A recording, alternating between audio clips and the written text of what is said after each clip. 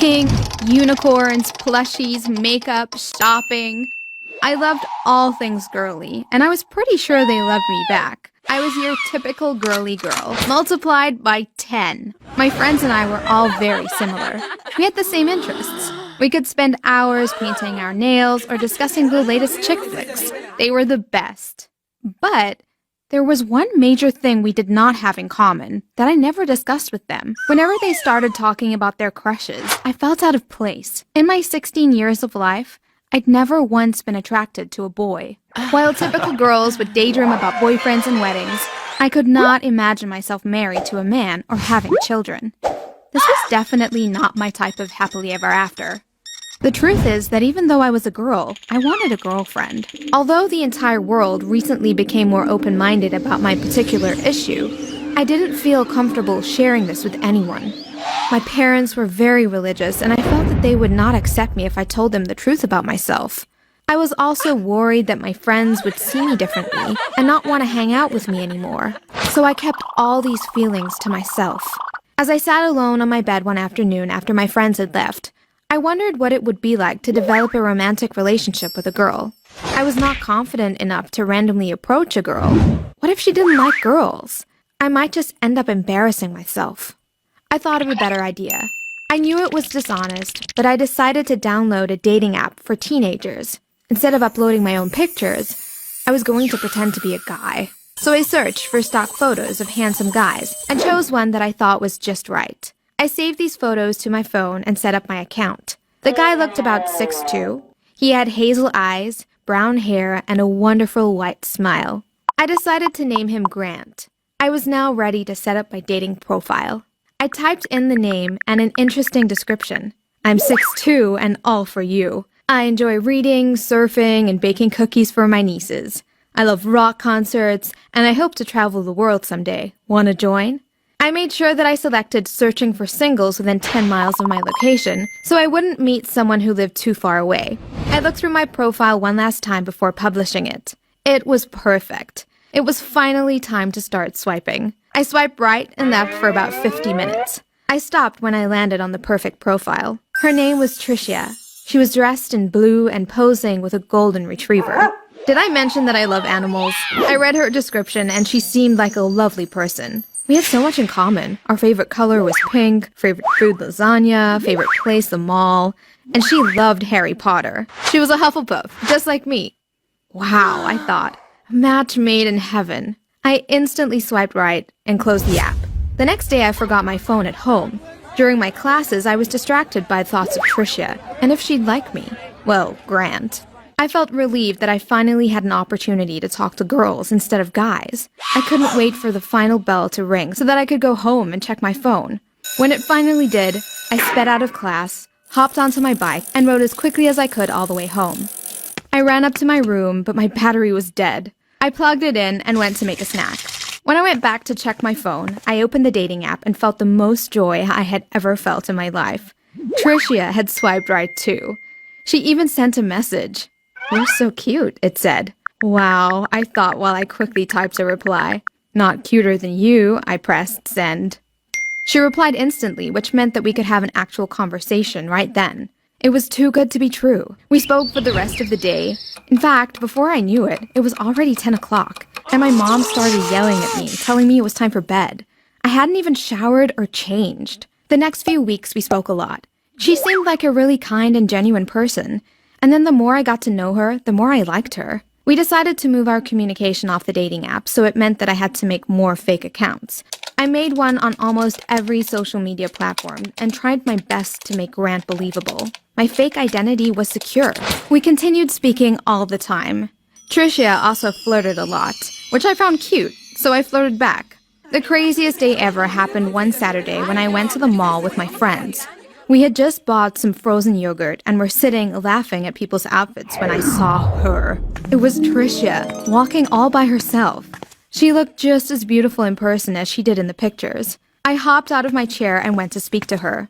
"Hi, I'm Rita. You look like you're all by yourself here. Do you want to come sit with me and my friends?" I asked. Thanks for the offer, but I'm in a bit of a hurry," she replied. "Oh, okay," I said while forgetting to mask the disappointment on my face. I don't mean to be rude at all, it's just that I'm late for a hiking trip. I'm part of this group that goes on regular hikes to the mountains. We love nature and that kind of stuff. You should come someday.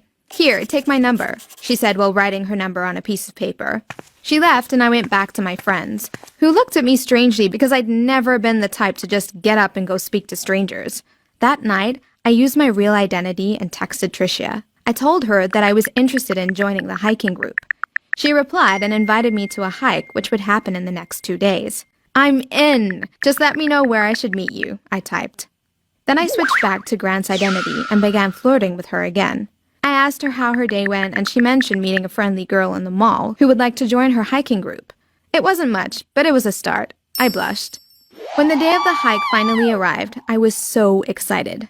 I got dressed 3 hours early and went to wait for Tricia, where she had asked. She was a few minutes late, but when she got there, we began walking to meet the group of hikers. I felt so comfortable talking to her, but I guess it was because I already knew her. She didn't seem shy with me either. We walked up the mountain and spoke about everything. I had to really try hard to pretend I didn't already know some of the things she was telling me about herself. I was surprised she felt so comfortable. So, are you seeing anyone right now? She asked. You mean like a guy, like dating? I replied. Yes, silly, she said. No, guys gross me out, I laughed. Well, I've been talking to this hot guy called Grant. He's so gorgeous and he has a wonderful personality too. But he still hasn't asked me to be his girlfriend. I really like him, but, I've never met him in person, she said. Well, maybe you should ask him if he wants to be your boyfriend. Maybe he's too shy to ask. Maybe you should just ask him if you can meet him in person. Sometimes guys don't know how to ask for what they want, I said while instantly realizing what a stupid suggestion I had made. It was too late. I couldn't take back what I had said. Sure enough, that night, Grant got a message from Tricia. It said, Hey Grant, I really like you and I was wondering if you wanted to be my boyfriend. Also, when are we going to meet in person? Without thinking too much, I replied, I already thought you were my girlfriend. Like, did you really need to ask? Of course I'll be your boyfriend. Why don't you meet me near the bookstore in the mall tomorrow at 3? I decided that I would meet her and reveal the truth to her. She was a great person, and I didn't want to continue lying to her. The next day, I got ready and felt confident about approaching Tricia and telling her I was Grant all along. But as soon as I stepped out of my front door, I went straight back inside. I totally chickened out. 3 p.m. came and went. At about 7, Tricia sent a message to Grant saying, I can't believe you stood me up. Were you just playing with my emotions all along? I didn't reply. I simply deleted my dating account and all of Grant's fake accounts. The next day, I met Tricia and her hiking group. The plan for the day was to take a scenic walk near a river.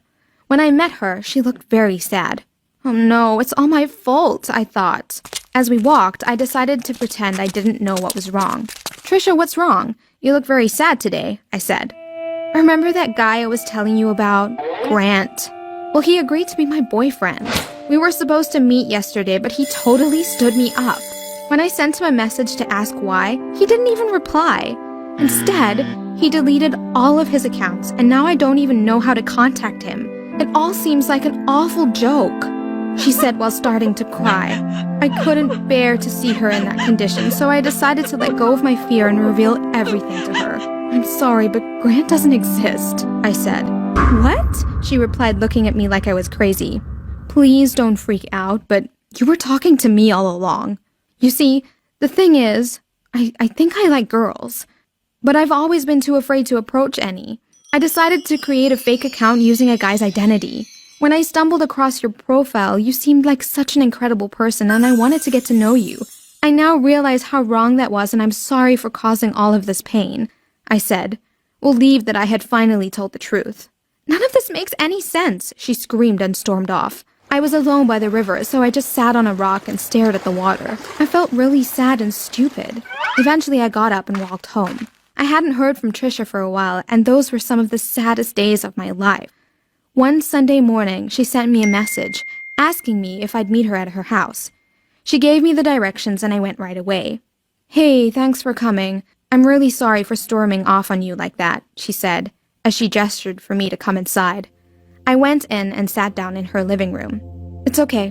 What I did was wrong too. I lied for a very long time, and for that, I'm sorry, I replied. I understand what it's like to have to hide your true self because of fear of being viewed negatively by others. But I just want to encourage you to be yourself. Those who don't accept you don't deserve to be part of your life anyway. There is a lot of joy to be found in life if we have the strength to be ourselves. Although I like guys, I'm willing to be your friend and supporter through this all. If you feel like you can't talk to anyone else, you can talk to me, she said and smiled. Trisha and I ended up being really good friends in the end. Although we never developed a relationship, she has always been a kind and supportive friend, and she has helped me a lot during this journey.